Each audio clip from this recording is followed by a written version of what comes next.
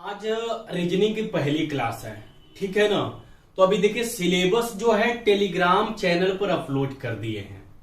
अब रीजनिंग हमें ओवरऑल 25 अध्याय पढ़ने हैं। टोटल कितने चैप्टर पढ़ने हैं? 25 चैप्टर, ठीक है। यदि मान लीजिए आप पढ़ने जा रहे हैं, बाई चांस आपको लगे कि चैप्टर आसान है, तो एक बात हमेशा अपने दिमाग में रखिएगा, ये जितने भी 25 अध्याय हैं सबसे हर एग्जाम में कम से कम एक प्रश्न हर चैप्टर से आएगा। पूरे 25 के 25 चैप्टर हैं, सबसे एक प्रश्न तो 100% आएगा। अब बात आती है यदि आपके एग्जाम में प्रश्नों की संख्या 25 से अधिक है तो कई ऐसे चैप्टर हैं जिनमें से किसी में से 2-3 प्रश्न, किसी में से 1-2 प्रश्न ऐसे मतलब कि आएंगे। मगर हमेशा अपने दिमाग में रखिएगा कि पूरे 25 चैप्टर से आपको एक न एक प्रश्न जरूर मिलेगा। समझ रहे मेरी बात को? और इतना ही नहीं, यदि मान लीजिए आप रीजनिंग पढ़ रहे हैं, आप क्लास कर रहे हैं, तो जो हमारा पढ़ाने का तरीका है ना, आप इस तरीके से चलते हुए एकदम एक बेहतरीन नोट्स तैयार करिएगा। क्योंकि रीजनिंग का ऐसा किसी भी अध्याय का कोई कॉन्सेप्ट नहीं है जो कि बचेगा। हम इसलिए आपसे कहेंगे आपके पास एक बेहतरीन नोट्स होनी चाहिए। जैसे जैसे हम चलेंगे, अब ये चैप्टर आसान है तो हो सकता है आपको लगे कि आसान है तो आप उड़ जाएंगे, तो हम कहेंगे नोट्स आपके पास बेहतरीन होनी चाहिए। जो कि लास्ट टाइम में रिवीजन के समय ना ये चैप्टर है, जैसे जो आसान वाले चैप्टर रहते हैं उनको हम नोट से अगर देख लेते हैं नॉर्मल तरीके से, तो पूरे बहुत बखूबी तरीके से कम समय में तैयार हो जाते हैं। इसलिए नोट्स बहुत जरूरी होती है। आइए हम लोग पढ़ते हैं। देखिए प्रतिबिंब पढ़ना है। क्या पढ़ना है? प्रतिबिंब। हम लोग अपना चेहरा, अपना खुद का चेहरा प्राकृतिक तौर पर हम लोग सिर्फ 2 जगह देख सकते हैं।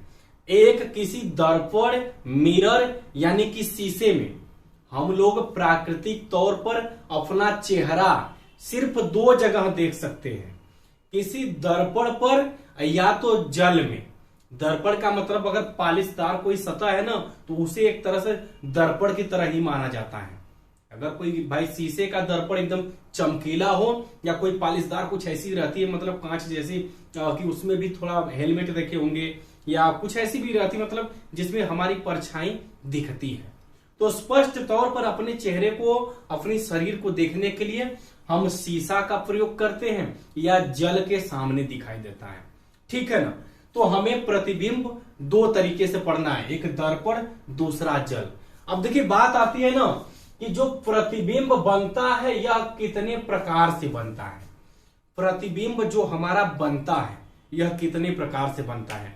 आप कहेंगे एक बार सामने शीशा रख करके यदि आप चेहरा देख रहे हैं, सामने शीशा रख करके, ऐसे तो है ना कि आप शीशा ऐसे करके चेहरा ऐसे ऐसे उसमें देखेंगे, ऐसा तो आप नहीं ना करते कि दर्पण जो है, मिरर है, लिए हैं, ऐसे चेहरा देखने की बजाय आप ऐसे करके उसमें देखिए तो क्या दिखेंगे?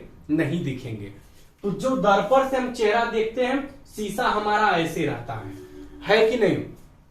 अब जब हम बात करें दूसरा जल प्रतिबिंब, क्या है? जल प्रतिबिंब। इसमें क्या होता है कि आपका जो प्रतिबिंब बनता है पैर से सटा रहता है, मूड़ी नीचे चली जाती है। किसी पानी के जलाशय के सामने आप खड़े होइएगा, नदी हो, झील हो, तालाब हो, उसके किनारे आप खड़ा होंगे ना, देखेंगे तो आपका पैर और पैर दोनों सटे रहेंगे। अब इंजन से पकड़ लीजिए, पूरा चैप्टर वही है। जो पानी के पास था वह दर्पण में भी पैर से ही सटा रहता है, अब मूड़ी नीचे दूर चली जाती है। समझ रहे हैं? तो दूसरा जो आपका है क्षैतिज रूप से है, जिसे हम जल प्रतिबिंब कहते हैं। या कभी कभी बहुत बड़ा किसी रूम में शीशा लगा रहता है, शीशे वाला जो घर रहता है, तो उसे भी कभी कभी लेटा दिया जाता है, तो ये दर्पण प्रतिबिंब भी कहलाता है। मेरी बात को आप समझे? ऊर्ध्वाधर रूप से जो प्रतिबिंब बनेगा वह कैसा होगा? दर्पण प्रतिबिंब होगा।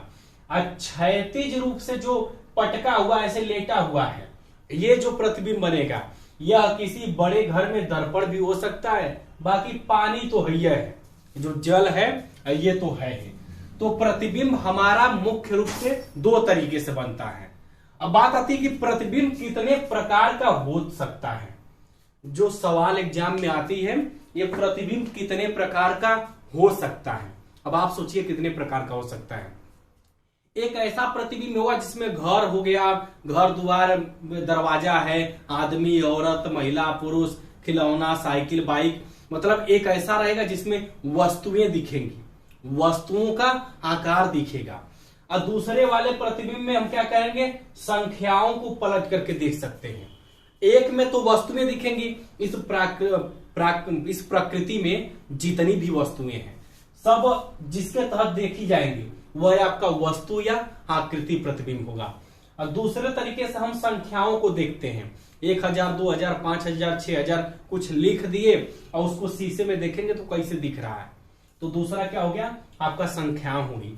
और तीसरा जो आपका है वर्णमाला, मतलब आप समझे ABCDEFGH जैसे रहता है ना, किसी ये दीवार पे लिखा रहता है या किसी गाड़ी के सामने लिखा रहता है, तो जो हम लोग स्टाइल में लिखवा देते हैं, अब वो शीशा में अगर देखना है तो एक आपका ये वर्णमाला हो गया।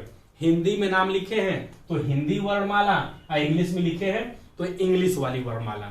ओवरऑल मुख्य रूप से जो आपका ऊर्ध्वाधर और क्षैतिज प्रतिबिंब बनाना है, हमें जो ऊर्ध्वाधर और क्षैतिज प्रतिबिंब बनाना है वो किनका हम बनाएंगे, वो हम किसी लिखे हुए नाम का बनाएंगे, चाहे वह अंग्रेजी में लिखा हो या हिंदी में लिखा हो। दूसरा संख्याओं का बनाएंगे, और तीसरा किसी आदमी औरत ईंट पत्थर लोहा जो भी है कपड़ा उपड़ा सामान, मतलब किसी वस्तु का। तीसरा जो है वस्तुओं का। तो इतना हो गया। अब इसके बाद हम जो है ना सवालों को हम लोग देखेंगे, समझते चलेंगे हर एक कॉन्सेप्ट को। ओवरऑल 6 टाइप हैं। कितने? 6। इस पहले वाले का ऊर्ध्वाधर वाले का तीनों टाइप पढ़ना है। ये जो ऊर्ध्वाधर है इसका तीनों टाइप पढ़ेंगे, और उसके बाद जो जल वाला प्रतिबिंब है इसका तीनों टाइप पढ़ेंगे। तो कुल मिला जुला के हमें कितना पढ़ना है? 6। भाई जब आप ऊर्ध्वाधर वाला पढ़ना शुरू करेंगे तो इसमें एक बार वर्णमाला बनाया जाएगा, एक बार संख्याओं को, और दूसरी बार वस्तुओं को। किसमें? इस ऊर्ध्वाधर में, यानी कि दर्पण प्रतिबिंब में। तो 3 नियम तो इसके हो गए। अब बाकी ये जो क्षैतिज वाला है जिसे हम जल प्रतिबिंब कह सकते हैं, तो इन तीनों का जल प्रतिबिंब भी बनाया जाएगा। तो कुल मिला जुला करके कितना हमें नियम पढ़ना है? 6 नियम पढ़ना है। बारी बारी से इनको समझेंगे। अब ये जो 6 नियम है, इन्हीं 6 नियमों को बारी बारी से एकदम आराम से बाकायदे लिखते हुए और समझते चलिएगा, ठीक है ना। नॉर्मल चैप्टर बस आप आसानी से देखेंगे, पूरा का पूरा क्लियर हो जाएगा। समझिएगा। हम देखिए बनाते हैं, ठीक है ना। अब आप ऐसा मान लीजिए कि कोई शीशा दीवार के सामने लगा है, कोई शीशा है, दर्पण है जो दीवार के सामने लगा हुआ है। यह आपका कैपिटल यल है। क्या है? कैपिटल यल है। अगर ये आप सिर्फ 2 एग्जाम्पल को समझ गए नॉर्मल तरीके से, सिर्फ 2 को, तो पूरा एक चैप्टर अपने आप कंप्लीट हो जाएगा। समझिएगा। जो दर्पण का नियम है ना, वही जल का नियम है। बस ये दाएं से बाएं बनेगा तो वो ऊपर से नीचे बनेगा। अब देखिए ये जो दर्पण के पास में है, ये जो चिन्ह दिख रही है, ये जो आपका एल का नीचे वाला आधार दर्पण के पास है, तो ये पास ही रहेगा। और जो दर्पण से दूर खड़ी पाई है, यह कहां जाएगी? दर्पण से दूर। समझ रहे हैं? जैसे भाई ये आधार था तो आधार का तो आधार ही रहेगा। अब बात आती है ये जो सिरा लंबी वाली पाई है, ये इस पार लगेगी कि इस पार लगेगी।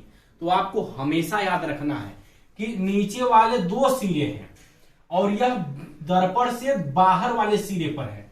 क्या है? दर्पण के बाहर वाले सिरे पर। तो इसका मतलब यह जो लगेगा बाहर वाले सिरे पर लगेगा। बस आप नॉर्मल तरीके से नोट्स बनाते चलिए और समझते चलिए। लास्ट में जानते हैं क्या है? जब 6 नियम खत्म होंगे ना, तो ये चैप्टर आपको एकदम बखूबी पूरा का पूरा आसान लगेगा। समझिएगा। हम लोग क्या करते हैं? बी बनाते हैं। ये आपका कैपिटल बी है। इसमें आपको परिवर्तन करना है। बताइए कैसे परिवर्तन होगा? बस आप लोग नॉर्मल तरीके से पढ़ते चलेंगे ना, ये 25 चैप्टर में कुछ भी नहीं बचेगा। समझ रहे हैं भाई? ये खड़ी पाई है तो खड़ी पाई तो हमें देना ही पड़ेगा। अब ये बताइए, ये जो 2 गोलंबर टाइप के हैं, ये उस पार बनेंगे कि इस पार बनेंगे? आप कहेंगे खड़ी पाई के अंदर दर्पण की तरफ दोनों बने हैं। किधर, दर्पण की तरफ ऐसे है तो दर्पण की तरफ ऐसे हो गया, है कि नहीं भाई। ये शीशा की तरफ इस तरह है तो शीशा की तरफ इस तरह हो गया। ये अभी शीशा की तरफ मुंह लटकाए आगे खड़ा है तो नीचे वाला भी शीशा की तरफ मुंह लटका के खड़ा हो गया। समझ रहे मेरी बात को। तो ये आपका वर्णमाला जो अक्षर है अंग्रेजी के, चाहे क ख ग घ हो, चाहे आपके ABCD हो, सबका परिवर्तन ऐसे ही होता है कि जो दर्पण के पास है वह बदल करके दर्पण के पास ही रहेगा और जो दूर है वो दूर रहेगा। कैसे, अब देखिए मान लीजिए कि कोई संख्या जैसे आप ले लीजिए R ले लीजिए, क्या हम किए, R ले लीजिए, R में परिवर्तन करिए कैसे होगा। ये आपका शीशा लगा दिए R के सामने जस्ट बगल में, ठीक है, R के सामने बगल में शीशा लग गया। तो आप खड़ी पाई का खड़ी पाई नॉर्मल तरीके से बनाएंगे। सबसे पहले आप क्या करेंगे, समझिएगा मेरी बात को। लास्ट में जानते हैं पेपर में प्रश्न कैसे आता है। पेपर में प्रश्न दे देगा NARESH, क्या हो गया, NARESH, असमनवा लगा देगा दर्पण, ऐसे शीशा लगा देगा, आपको कह देगा कि बताइए इसका दर्पण प्रतिबिंब क्या होगा। तो आपको पता होना चाहिए जो पास है वो पास रहेगा, इसके बाद जो है ऐसे ऐसे लास्ट में यन एकदम बाहर जाएगा। ये जो चीजें है ना, ये चैप्टर की एकदम लास्ट में 2-4 प्रश्न जब हम करा देंगे पूरा अपने आप क्लियर हो जाएगा। बस आपको बेसिक्स आप पहले समझते जाना है, अब बहुत आसान है, ठीक है ना। तो अब एक बात बताइए, R है, जैसे भाई ये गोलंबर निकला हुआ है तो ये गोलंबर तो ऐसे निकला ही रहेगा, है कि नहीं।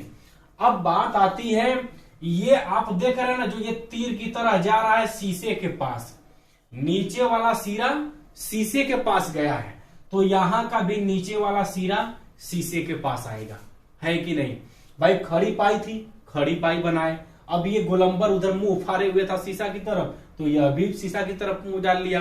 अब बाकी ये जो तीर धनुष नीचे वाली आ रही है, ये जो खड़ा डंडा नीचे आ रहा है दर्पण की तरफ सटा है तो इधर से भी नीचे वाला दर्पण की तरफ सटेगा। ऐसे ही आप कुछ और ले लीजिए। अब मान ले रहे हैं हम यश ले लिए, क्या ले लिए, यश। इसमें क्या परिवर्तन होगा, बस आप इनको उतारते चलिए, लिखते चलिए और लास्ट में आपका पूरा चैप्टर एकदम कंप्लीट होगा। अब देखिए ये ऐसे शीशा की तरफ मुंह खोले हुए हैं, आधा पर ध्यान दीजिए, शीशा की तरफ आधा मुंह खोला हुआ है तो शीशा की तरफ आधा मुंह खोल दिए, है कि नहीं। अब ये शीशा से बाहर की तरफ मुंह खोला हुआ है, शीशा से बाहर तो यह भी शीशा से बाहर, नॉर्मल तरीका है भाई। जो ऊपर वाला अंदर की तरफ मुंह खोला हुआ था इस शीशे की तरफ तो ये ऊपर वाला भी शीशे की तरफ खोल लिया, और नीचे वाला जो है शीशा से बाहर खोला था तो ये भी नीचे वाला शीशा के बाहर हो गया। और इसी को आप सही तरीके से लिखेंगे तो ये ऐसे बन गया। समझ रहे हैं मेरी बात को। कहने का मतलब ये है कि जिधर से जो भी अगर दर्पण के पास है पलट करके उसको पास रखेंगे, इसका ये किनारा जो है, ये लास्ट वाला किनारा दर्पण के बाहर है तो ये भी लास्ट वाला किनारा जो है दर्पण के बाहर गया है। तो ये अंग्रेजी वर्णमाला का पहला नियम हो गया। 6 नियमों में से एक नियम खत्म हो गया। हम क्या किए हैं, आपको 1, 2, 3 और 4 ओवरऑल 4 वर्णमाला के क्रम बताए हैं। बाकी जो इनमें है 6 अलग से आप अपनी किताब से देख करके लिख लीजिए। रीजन क्या है, आपका प्रैक्टिस भी हो जाएगा और साथ में आपके नोट्स में 4 की बजाय 10 शामिल हो जाएंगे। तो आप एक काम करिए, इन चारों के साथ अपनी जो दर्पण जो किताब है उसमें दर्पण और जल प्रतिबिंब को खोलिए और उसमें से कम 6 वर्णमाला लिख लीजिए। अगर नहीं दिया है तो कोई बात नहीं, 1, 2, 4, 5 अपने से लिख लीजिए। जैसे में क्या है, ऐसा मान लीजिए कि ये y है, क्या है y। भाई नॉर्मल तरीके से हम जब y लिखते हैं तो थोड़ा सा ऐसे रहती है ना, ये ऐसे निकल गया, ये है कि नहीं। मान लीजिए कि y है, अब क्या करना है, इसका दर्पण प्रतिबिंब बनाना है, इसका हमें दर्पण प्रतिबिंब बनाना है। आप ध्यान से देखेंगे, अगर आप ध्यान से देखेंगे ऊपर वाला सिरा दर्पण के पास है तो ये दर्पण के पास होगा, नीचे वाला सिरा दर्पण से दूर है तो ये दर्पण से दूर होगा। इसका मतलब ये कैसे बनेगा, ऐसे बनेगा। भाई जो ऊपर वाला पास है तो ये पास हो गया, नीचे वाला दर्पण से काफी दूर है तो नीचे वाला दर्पण से काफी दूर हो गया। अब ये देखिए जा रहा है इस पे डंडा की तरह खड़ा है तो ये भी डंडा की तरह खड़ा हो गया, एकदम आसान है। ऐसे करके आप 8 10 लिख लीजिए। अब दूसरा नियम हम लोग पढ़ते हैं, ठीक है ना। तो इसे हम क्या कर रहे हैं, मिटा रहे हैं। बस आप लोग नॉर्मल तरीके से समझते चलिए, धीरे धीरे रीजनिंग खत्म हो जाएगी, आपका पूरा सिलेबस भी कंप्लीट हो जाएगा। अब हम लोग दूसरा जो पढ़ेंगे ये आपका है संख्याओं का प्रतिबिंब। दूसरी हेडिंग में लिखिएगा संख्याओं का प्रतिबिंब, संख्याओं का प्रतिबिंब, ठीक है ना। और हाँ, ऊपर की हेडिंग पर आपको ध्यान देना है। ऊपर कौन सी हेडिंग है, आप कहेंगे ऊर्ध्वाधर स्थिति वाली। ऊपर जो स्थिति है ऊर्ध्वाधर वाली है और हमें संख्याओं को पढ़ना है। चलिए ठीक है, हम मान लीजिए दर्पण बना दे रहे हैं। ये आपका क्या हो गया, एक दर्पण ये हो गया, दूसरा दर्पण इधर हो गया और तीसरा दर्पण मान लीजिए ये बन गया, ठीक है। हमें 3 संख्याओं की पलटी करना है। अब जैसे सबसे पहले आप ले लीजिए 1, क्या है 1 है, इसको पलटिए, अपने से करिए आप कहेंगे पहले ये डंडा खड़ा था ऐसे तो हम एक डंडा खड़ा कर दिए, हो गया भाई। इसमें एक में डंडा है तो यह भी डंडा खड़ा हो गया। ये देखेंगे ना तो नीचे वाला सिरा बाहर भाग रहा है, दर्पण से दूर भाग रहा है, तो इसमें का भी नीचे वाला सिरा दर्पण से दूर भागेगा। हम आपसे एक बात बोले हैं, जो सिरा पास है वो पास रहेगा और जो दूर भाग रहा है वह क्या करेगा, दूर भागेगा। फिर अब आप करिए 2 को बनाइए, ये आपका संख्या 2 है। 2 को पलटिए, अगर आप 2 को पलटेंगे तो क्या होगा, एक बात बताइए, ये जो ऐसे है दर्पण के बाहर है कि नहीं, तो आप ऐसे करेंगे तो यह भी तो दर्पण के बाहर जाएगा। जैसे ये जो है इतना दर्पण के बाहर जा रहा है तो यह भी दर्पण के बाहर चला गया। लास्ट में जो जा रहा है दर्पण की तरफ चला जा रहा है, ये जो लास्ट की पाई है शीशे की तरफ भाग रही है, तो इसके नीचे वाली जो पाई आएगी शीशे की तरफ आएगी। तो 1 का परिवर्तन और 2 का परिवर्तन, 1 और 2 का परिवर्तन आप समझ गए होंगे। 3 का परिवर्तन जो है बहुत आसान है, ऐसे है, ऊपर वाला मुंह भी इधर खुला है बाहर, नीचे वाला मुंह भी बाहर खुला है, तो उधर का भी दोनों मुंह क्या करिए, बाहर खोल दीजिए। ये संख्याओं का परिवर्तन हो गया। अब इसमें आप क्या करिए कि 9 संख्याओं का परिवर्तन अपने से लिखिए। कितनी संख्याओं का, टोटल 9 संख्याओं का, क्योंकि 9 के बाद 0 आता है, 0 का परिवर्तन 0 ही होता है। 9 संख्याओं को जब आप समझे रहेंगे अच्छे से ना, बाकी कितनी भी बड़ी संख्या दे, नॉर्मल तरीके से आप उसको पलट करके लगा लेंगे। अब बारी हमारी आती है तीसरे की, संख्याओं का या आकृति का परिवर्तन, जो कि सबसे इन दोनों से थोड़ा सा कठिन है मगर बकवास ही है। भाई आकृति का परिवर्तन करिए चाहे संख्याओं का परिवर्तन करिए, जो दर्पण से दूर जाएगा वह हमेशा दर्पण के दूर ही रहेगा और जो दर्पण के पास है वो दर्पण के पास रहेगा, ठीक है ना। तो इनमें आप दूसरे वाले हेडिंग में टोटल 9 संख्याओं का परिवर्तन लिख लीजिए। 6 नियम में आपके 2 नियम खत्म हो गए। अब तीसरा नियम हम लोग पढ़ लेंगे ना तो आधा ये चैप्टर पूरे तरीके से कंप्लीट हो जाएगा। ये संख्याओं की जगह आ जाएगा आपका आकृति का परिवर्तन। हेडिंग बार बार आप बदल करके तीसरी हेडिंग डाल लीजिएगा। मेन हेडिंग जो है जब दर्पण ऊर्ध्वाधर स्थिति में हो वो तो आपकी रहेगी, बाकी उसके 2 नियम हम लोग पढ़ लिए। अब क्या कर रहे हैं, आकृति यानी कि वस्तुओं का परिवर्तन पढ़ने जा रहे हैं, समझिएगा। हम एक बार फिर से क्या कर रहे हैं कि दर्पण बना रहे हैं, ठीक है ना। ये मान लीजिए कोई एक दर्पण है और इसके इस पार वस्तु रखी है। वस्तु में आप एक काम करिए ना,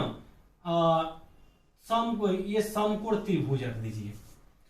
एक कोई समकोण त्रिभुज है जो दर्पण के सामने रखा है, इसका प्रतिबिंब कैसे बनेगा बताइएगा। आप देखेंगे नीचे एक सिंपल पाई है, नीचे क्या है, सिंपल पाई है, तो आप नीचे एक सिंपल पाई लिख लीजिए, है कि नहीं। अब बताइए ये जो तिरछी लाइन सीढ़ी है, सीढ़ी दर्पण की तरफ जा रही है, इसका मतलब सीढ़ी कहां जाएगी, दर्पण की तरफ। बाकी ये जो खड़ी वाली पाई है दर्पण से दूर है, तो इधर भी खड़ी वाली पाई दर्पण से दूर होगी। जो पाई दर्पण से दूर थी वह दूर चली आएगी, और जो नीचे वाला पास था तो नीचे वाला पास है, ऊपर वाला दूर था, ऊपर वाला दूर गया है। इस आकृति को बना लीजिए। फिर दूसरा देखिएगा, ऐसे ही हम लोग 6 आकृतियों को समझ लें, 4-5-6 आकृतियों को, तो जाकर के आपका तीसरा वाला जो है ना, यह भी पूरे तरीके से कंप्लीट हो जाएगा। आपसे एक बात बोलेंगे, हम आपसे एक बात कहेंगे कि देखिए पढ़ाई जो हम लोग कर रहे हैं, भले ही मेहनत करके 25 चैप्टर पूरा लास्ट में हम लोग कंप्लीट कर लेंगे और समय रहते सिलेबस तो कंप्लीट हो ही जाएगा, मगर आप लोग से बार बार रिक्वेस्ट करते हैं ना कि जो है थोड़ा सा अपने दोस्तों के बीच में शेयर कर दिया करिए, क्योंकि जनरली कोई नया चैनल जब आता है ना तो स्टूडेंट क्या करते हैं कि उस पर भरोसा नहीं करते। जो स्टूडेंट नहीं जानते हैं तो रोज रोज कोई ना कोई नया वीडियो अपलोड करता है, तो ऐसा तो है नहीं कि वो हमारे बारे में जानता है कि नहीं हम भी हैं या ये है वो है या अच्छा पढ़ा रहे हैं कि क्या कर रहे हैं। तमाम आप इतिहास पढ़े, आप यूपी जी के हिंदी से लेकर के तमाम सब्जेक्ट पढ़े होंगे और आपको बखूबी लगा होगा कि जो चीजें आप पढ़े हैं ना वो पेड बैच में भी नहीं है। हम बार बार कहते हैं कि ऐसी चीजें आपको, हम चाहते हैं कि आप सिर्फ एक बार तैयारी करें, वीडियो कंप्लीटली आप एक बार पढ़ लें, उसके बाद बार बार किताबों को 2-3 बार पलट लेंगे ना, आराम से नौकरी मिलना बहुत आसान है। पढ़ने का तरीका सही होना चाहिए, अच्छी बुक्स होनी चाहिए। अगर आप किताबें अच्छी फॉलो कर रहे हैं और एक रेगुलरिटी आपके अंदर है, तो क्लास करने के बाद जब आप रेगुलरिटी में शामिल होंगे ना, आराम से नॉर्मल तरीके से पेपर निकल जाएगा। स्टूडेंट में कहीं ना कोई कमी जरूर रह जाती है, या तो उसे सही क्लास नहीं मिल पाती, हर सब्जेक्ट की एक कमी वहां पर आती है, या तो वो 30 में से 25 दिन कंटिन्यू बढ़िया से 8 घंटा 10 घंटा पढ़ता नहीं है, वहां कमी आती है, या तो आपका जो है वो खुद आलसी एकदम बेवकूफ इंसान हो जो कि पढ़ाई के साथ मजाक करता हो। कहीं ना कहीं कमी रहती है, तभी सिलेक्शन से आप बाहर रह जाते हैं। ठीक है ना। अब देखिए हम क्या कर रहे हैं, कोई और आकृति बना रहे हैं। मान लीजिए कि एक गुड्डा बना दिया जाए, ये मूड़ी है, ठीक है, मूड़ी है। अब इसका जो मुंह है थोड़ा सा हम टेढ़ा कर दिए, मुंह का कर दिए टेढ़ा कर दिए, और ऊपर इसके बना दिए 2 ठो आंख। समझिएगा आप, ये जो नीचे वाला मुंह है थोड़ा सा लकवा मार गया, इसका टेढ़ा हो गया। लास्ट में एक पाई इधर, एक इसका पैर है, दूसरा पैर इधर है। बस आप नॉर्मल तरीके से समझिएगा कि आकृतियों का परिवर्तन होता कैसे है। भाई मुंह बना है, नीचे 2 पैर हैं और ऊपर वाला छोटा है, नीचे वाला क्या है, बड़ा है। अब ये दर्पण के सामने है तो इसका परिवर्तन कैसे होगा समझिएगा। अपने से रफ करिए, मेरे करने से पहले आप कर लीजिए, तो बाद में जब आप इसको देखेंगे ना उसके बाद लगेगा कि नहीं आप गलती कहाँ कर रहे हैं। आपको अपनी गलती का जो एहसास है तब जाकर के होगा। जैसे गोला है तो भाई गोला का तो गोला होता है, इतना तो क्लियर है ना। आप देखेंगे ऊपर वाला दूर है, नीचे वाला पास है, तो कहेंगे ऊपर वाला दूर जाएगा और नीचे वाला पास आएगा। भाई ये शीशा है तो नीचे वाला शीशा के पास में है ना, तो ये भी नीचे वाला शीशा के पास में है। ऊपर वाला शीशा से दूर है तो ये भी मिरर से दूर है। 2 ठो आंख बनी है तो आंख है आपका जैसे है वैसे आप आंख बना दीजिए, है कि नहीं। अब बात आती है पैर की। आप देखेंगे जो दर्पण के पास वाली पाई है वो नीचे से जा रही है, जो दर्पण के समीप वाली पाई है वह दर्पण में नीचे से जा रही है, तो इसके पास वाली जो पाई होगी वो कहां से जाएगी, नीचे से जाएगी। और जो दर्पण से दूर वाली पाई है, ये दर्पण है, इसके पास में पहली और ये दूसरी दूर है, तो ऐसे जो दूसरी वाली जाएगी वो दूर जाएगी। बात आती है ऊपर वाली छोटी है तो ऊपर वाली छोटी रहेगी और नीचे वाली बड़ी है तो बड़ी रहेगी। और हाँ, इस चैप्टर से प्रश्न आना 100% पेपर में तय है, क्योंकि 25 के 25 चैप्टर है, हर चैप्टर से एक प्रश्न जरूर आएगा। बस बात यह है कि आप इन सब चीजों को एकदम पहले ही क्लियर कर चुके हो ना, तो एग्जाम में रीजनिंग में इसलिए कहते हैं कि जो बढ़िया से रीजनिंग पढ़ता है 50 में 40-45 नॉर्मल तरीके से हो जाता है, क्योंकि रीजनिंग में कोई आपको उतना कैलकुलेशन नहीं करना है। ये कि आपका मिरर है, ये क्या है, दर्पण है, ठीक है ना। इस दर्पण के सामने ऐसा रख लीजिए कि ये आपका गोला है, एक परवलय के आकार का गोला ऐसे पड़ा हुआ है, इसमें कोई जाकर के तीर लग रही है। समझ रहे मेरी बात को। अब इसका आकृति प्रतिबिंब होगा क्या, एग्जाम में जो है थोड़ा सा कठिन ही आता है, ऐसा नहीं है कि एकदम नॉर्मल आएगा कि आप आसानी से करके निकल जाए। वहां पर थोड़े थोड़े अंतर दिए रहते हैं और उनको समझना बहुत बड़ी बात है, ठीक है ना। तो हम आपसे बार बार कहते हैं ना कि जो दर्पण के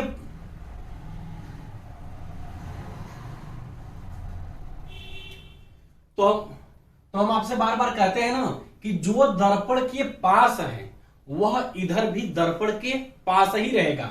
देखेंगे आप तो नीचे वाला सिरा दूर है और ऊपर वाला सिरा पास है और गोला परवलयकार है, तो ऊपर वाले सिरे को पास रखेंगे और नीचे वाले को दूर रखेंगे। तो आपको ऐसे बनाना पड़ेगा भाई, जो मिरर के पास था वो पास आ गया और नीचे वाला दूर था यह दूर चला गया। अब बात आती है तीर को कैसे बनाएं। तीर जाकर के ऊपर लग रही है, तीर ऊपर लग रही है, मगर आपको ध्यान देना है कि तीर का जो निचला सिरा है यह दर्पण के पास है और जो ऊपर वाला सिरा है यह दर्पण से क्या है, दूर है। समझ रहे मेरी बात को? तीर नीचे से लग रही है और प्लस जो दर्पण के पास है वह पास रहेगा और जो दूर है दूर रहेगा। ये आपकी आकृति होगी, ठीक है ना। इसके बाद एक दो और आकृतियां हैं, उनको देख लेते हैं, तब जाकर के आपका ये जो पहला टाइप है दर्पण से रिलेटेड जो भी चीजें हैं ये पूरा 50% कंप्लीट हो जाएगा। एक फिगर और हम लोग देखते हैं। और आप लोग क्या करिए ना, हमारे बनाने से पहले खुद से बनाइए, तो इससे क्या होगा ना कि आपको क्लियरिटी और मिलेगी। अब ऐसा मान लीजिए कि एक दर्पण हम इधर बना रहे हैं और हम आपसे बोले हैं कि हमारे बनाने से जस्ट पहले आप बनाएंगे, क्योंकि अगर आप पहला समझ गए टाइप ना, दूसरा टाइप ऐसा ही है बस नीचे का है। अब ये मान लीजिए कोई चतुर्भुज है, ठीक है, ये कोई चतुर्भुज है, इसका सिरा हम क्या किए, ऐसे कलर कर दिए, ये सिरा आपका कलर हो गया। अब बताइए ये उस पार पलटेगा तो कैसे बनेगा। जैसे भाई ये आपका चतुर्भुज है तो आप यहां पर चतुर्भुज बना लिए, ठीक है। बाहर वाला कोना है, पास वाला नहीं, मिरर के पास वाला नहीं है, बाहर वाले कोने से लाइनें खींची गई है, तो आप जब भी खींचेंगे बाहर वाले कोने से खींचेंगे। अब इस कोने को आप देखेंगे तो कोने को ऐसे काटा गया है, तो इधर भी कोने को क्या करेंगे, कट करेंगे। अब चूंकि इसी के साथ सब पैरेलल लाइनें खींची गई हैं, तो आप इसी के साथ पैरेलल लाइनें खींच दीजिए। एकदम आसान है, बस आपको इसके तरीके को समझना है कि परिवर्तन होता कैसे है। जो पास था वो पास है, अब ये दूर था तो दूर गया। इसमें क्या था आप अच्छे से समझे कि तीर वाला जो निचला कोना पास था तो इधर भी पास आया है और जो दूर था दूर गया है। ये आकृति प्रतिबिंब का पहला टाइप। ओवरऑल तीन प्रकार जो थे पहले टाइप के वो पूरे तरीके से कंप्लीट हो गए, जो कि हम लोग किसका पढ़ रहे थे, ऊर्ध्वाधर का, यानी कि ये जो दर्पण है खड़ा है, खंभे की तरह यह दर्पण खड़ा है। अब इसको हम क्या करेंगे, जल प्रतिबिंब की तरह पढ़ेंगे और उसमें परिवर्तन कैसे होता है, ठीक है ना। तो आइए अब हम लोग क्या करते हैं, जल प्रतिबिंब वाला देखते हैं। हेडिंग क्या है ये तो आप लोग को पता ही होगा भाई। दूसरी हेडिंग जो है क्षैतिज रूप से जल प्रतिबिंब का बनना, क्षैतिज रूप से प्रतिबिंब का बनना, प्रतिबिंब का बनना, ठीक है ना। इसी को हम लोग कहते हैं आपका जल प्रतिबिंब। क्या बोला जाता है, जल प्रतिबिंब। दर्पण प्रतिबिंब पूरी तरीके से खत्म हो गया जो कि ऊर्ध्वाधर रूप से था। अब आपका जल प्रतिबिंब है। जैसे हम लोग क्या करते हैं, जब जल के सामने, पानी के सामने खड़े होते हैं तो हमारी आकृति बगल में नहीं बनती है, पानी के अंदर नीचे बनती है। और आप लोग देखे होंगे कि जो हमारा पैर है पानी से सटा हुआ है, तो नीचे जो आकृति बनती है ना उसमें भी पैर जो है पैर से सटा रहता है, और ये जो मूड़ी रहती है ना, ये गर्दन, ये नीचे की तरफ दिखती है क्योंकि ये जल से दूर है। समझिएगा कैसे। जल प्रतिबिंब पर आप ध्यान दीजिएगा, ठीक है ना। ये मान लीजिए आपका जल प्रतिबिंब बना रहे हैं हम, 3-4 फिगर यहां से देख लिया जाएगा तो पूरे तरीके से यह भी क्लियर हो जाएगा। पहली हेडिंग आपकी इसमें जानते हैं क्या है, पहला है वर्णमाला। किसका, वर्णमाला का। जैसे जो अक्षर ABCD है, सबसे पहले हम लोग इसका दर्पण प्रतिबिंब पढ़ लें, बाद में क्या होगा, संख्याओं का आएगा, और संख्या के बाद लास्ट में आकृति का। अब बताइए जैसे A है, वर्णमाला में क्या है, अल्फाबेट A है, तो इसका जल प्रतिबिंब क्या बनेगा। नीचे वाले जो सिरे हैं ये दर्पण के पास है, नीचे वाले सिरे दर्पण के एकदम समीप है, और ये जो तिकोना है दर्पण से दूर है, तो नीचे जो तिकोना है यह भी दर्पण से दूर जाएगा। बस इसका मेन फंडा जो है यही है कि अगर तिकोना दर्पण से दूर है तो दूर जाएगा। जैसे आप ले लीजिए ये V है, क्या है, B है, इसकी आकृति क्या बनेगी? ऊपर वाला जो गोला है छोटा है, नीचे वाला गोला बड़ा है। समझ रहे मेरी बात को? या तो आप ऐसे कह लीजिए कि जो दर्पण के पास वाला गोला है यह बड़ा है, जल कह लीजिए या दर्पण कह लीजिए, क्योंकि जल में जब हमारा चेहरा दिखता है तो वो एक प्रकार से मिरर का काम करता है, दर्पण का, तो इसलिए यह भी एक प्रकार से दर्पण ही है। अब जब खड़ी पाई है तो खड़ी पाई ही रहेगी। अब आपसे हम कहे हैं कि दर्पण के पास वाला गोला बड़ा है तो दर्पण के पास वाला बड़ा होगा और दूर वाला इससे क्या होगा? छोटा होगा, क्योंकि दूर वाला इसमें आपका क्या दिखाई दे रहा है? छोटा दिख रहा है कि नहीं? अब ऐसे ही कोई और ले लीजिए, मान लीजिए ये आपका क्यू है। कौन सी आकृति है? क्यू है। इसका आप बनाइए, आप खुद से तुरंत बना करके तैयार करिए। हम लिख दिए हैं, आप तुरंत बना के तैयार करिए कि क्यू का क्या हो सकता है, क्योंकि ABCD आप जान गए ना, तो रमेश, दिनेश, सुरेश, गणेश, देवेश सबका कर लेंगे। इंग्लिश में अल्फाबेटिकल कोई नाम लिखा रहेगा, उसका दर्पण प्रतिबिंब या जल प्रतिबिंब दोनों निकालना है। तो यहां से यदि आप समझ गए ना तो वहां से कर ले जाएंगे। और हम आपसे बोले हैं ओवरऑल हम सभी को 25 चैप्टर पढ़ने हैं। यदि हम नॉर्मल तरीके से आराम से लेके चल रहे हैं तो आप कोशिश करिए कि जैसे हम लेकर के चल रहे हैं वैसे चलिए। बाद में बुक से बहुत अच्छा खासा प्रैक्टिस करिए। जब बुक को आप बहुत बढ़िया से लगाएंगे तब जाकर के ये पूरे कॉन्सेप्ट ना आपके दिमाग में एकदम रन करेंगे। भाई गोला है तो ये हमारा गोला हो गया, है कि नहीं? गोला है, गोला हो गया। अब बात आती है इसको हम कैसे बनाएं। गोला के जो बाहर वाला है, जो गोला के बाहर वाला भाग है तो वह दर्पण के पास है। यदि आप नॉर्मल तरीके से देखें तो ये जो गोला के बाहर वाला है दर्पण के पास है। अब ये दर्पण के पास है मगर जाके गोला में घुस रहा है, तो यह अभी दर्पण के पास होगा अब मगर जाके गोला में घुसेगा। तो भाई ये दर्पण के पास है, अब गोला में चला आया, आकृति बन गई। आपको मेन यही ध्यान देना है कि जो पास था वो पास रह गया, अब जो दूर था वो दूर गया। अब भाई ऐसे जाकर के ऊपर घुमा है क्योंकि अंदर घुसा हुआ है, तो इधर से भी आएगा अंदर घुसेगा। बस बात है आपके सोचने का तरीका। फिर संख्याओं को हम लोग देखते हैं, इनको आप उतार लीजिएगा, इनके साथ में 3 और अपने से बना लीजिए। इनके साथ 3 आकृतियां अलग से आप अपने से खुद से बनाइए, या तो बुक से लिख करके करिए या तो नॉर्मल अपने तरीके से, ठीक है ना? चलिए ध्यान दीजिएगा। अब हम लोग क्या करते हैं, संख्याओं का जल प्रतिबिंब देखेंगे। अब इसके बाद जो है दूसरी हेडिंग, इसमें दूसरी हेडिंग क्या है? संख्याओं का जल प्रतिबिंब। आप हेडिंग डाल लीजिएगा संख्याओं का जल प्रतिबिंब, ठीक है ना? ये हमारा दर्पण बन गया, ये आपका क्या है?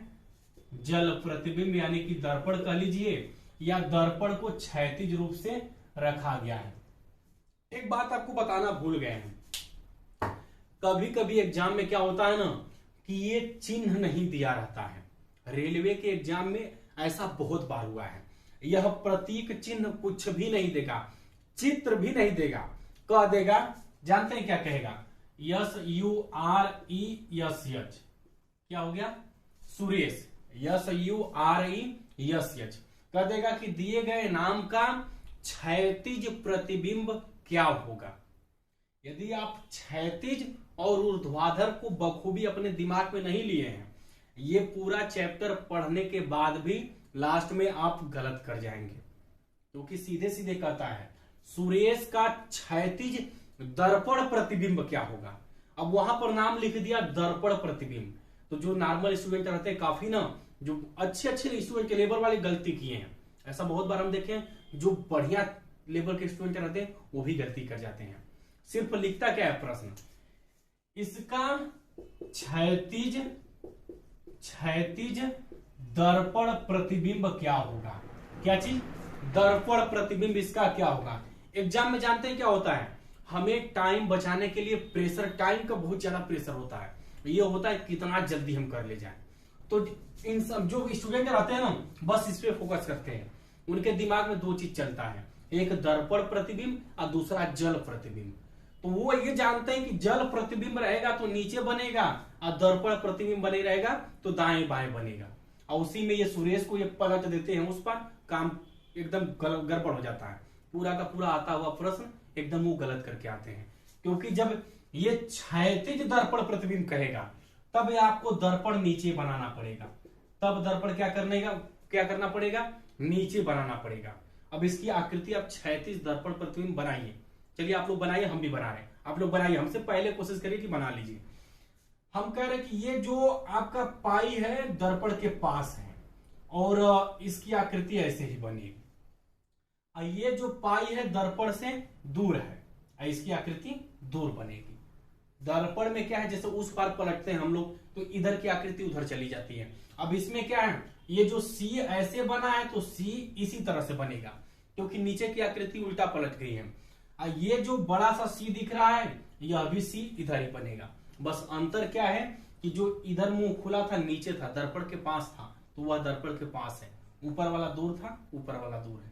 अब यू है, ये क्या है, यू है। तो यू को अगर आप ध्यान से देखेंगे, खुला हुआ मुंह दर्पण से दूर है।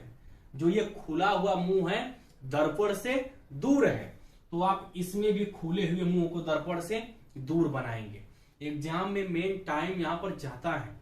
मेन समय में क्या होता है ना, आकृति बनाने में यदि आप बीच में से एक भी अक्षर गलत किए, क्योंकि यहां पर जो 4 विकल्प बनते हैं उन 4 विकल्पों में से लगभग ऐसा रहेगा ना कि 4-5 ठो एकदम सही पलटा रहेगा, बीच में किसी एक नाम को सीधे दे देगा। बस आप नीचे गड़बड़ा जाएंगे जल्दबाजी में। आप 3 लाइन सही किए और उसमें भी 3 लाइन सही दिखा, चौथे वाले को आप ध्यान नहीं दिए, काम गड़बड़ा जाएगा। अब ये ई है, डंडा था, डंडा बनाए, 3 पाई ऐसे थी, 3 पाई ऐसे है। ई की आकृति ई ही बनेगी। फिर बात आती है यश की, ये आपका यश है। हम कहे हैं ना, जो दर्पण के पास खुला है वह दर्पण के पास खुलेगा, क्योंकि ये जल प्रतिबिंब है, दाएं बाएं वाला नहीं है, ऊर्ध्वाधर नहीं है कि आप ऐसे किए हैं, इस तरह से किए हैं, अब ये ऐसे है तो आप पलट देंगे ऐसे।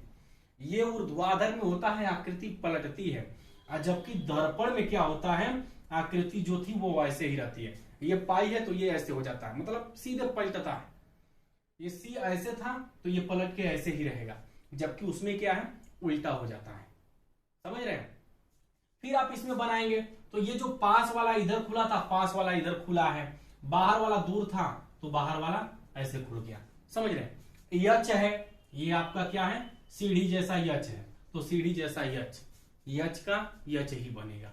ये आपके सुरेश का जो है जल प्रतिबिंब कह लीजिए या क्षैतिज दर्पण प्रतिबिंब। इधर हम लोग दूसरे टाइप को समझते हैं। बीच में क्या है ना कि आपको ये सब चीजें जाननी चाहिए, क्योंकि नॉर्मल तरीके से अगर देखा जाए ना, स्टूडेंट को आसान लगता है, मगर एग्जाम में अक्सर हम लोग वही गलती करके आते हैं जिसको बहुत ही आसान समझते हैं। जो हमें लगता है कि बहुत आसान है, अक्सर वही गलती होती है।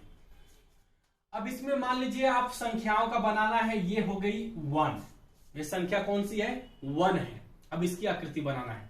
आप कहेंगे जो पाई है ये तो भाई ऐसे बनेगा, क्योंकि डंडा लेटा हुआ डंडा 5 था, लेटा हुआ डंडा 5 है।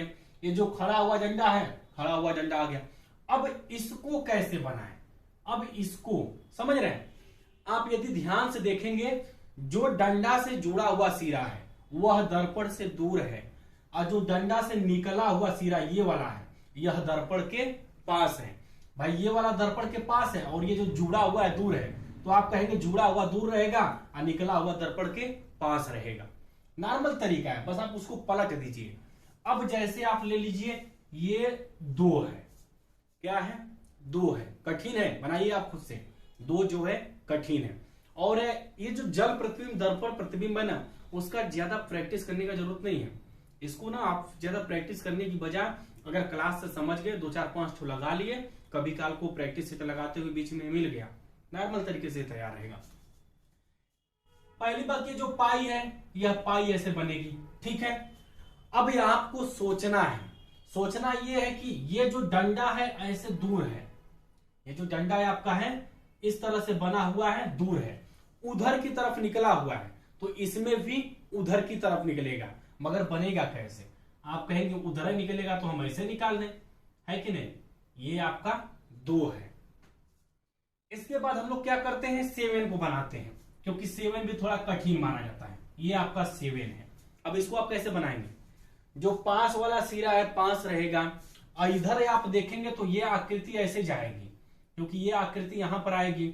नॉर्मल तरीके से आप समझिए, ऊपर वाला सिरा उस पार बना है तो वो वाला उधर ही रहेगा। तो आप कहेंगे कि भाई ये जो कोना वाला है ये ऐसे गया है, ऐसे हो गया, और लास्ट में आप क्या करेंगे, इस तरह से बना देंगे, बीच में 7 हो गया। एकदम आसान तरीका है।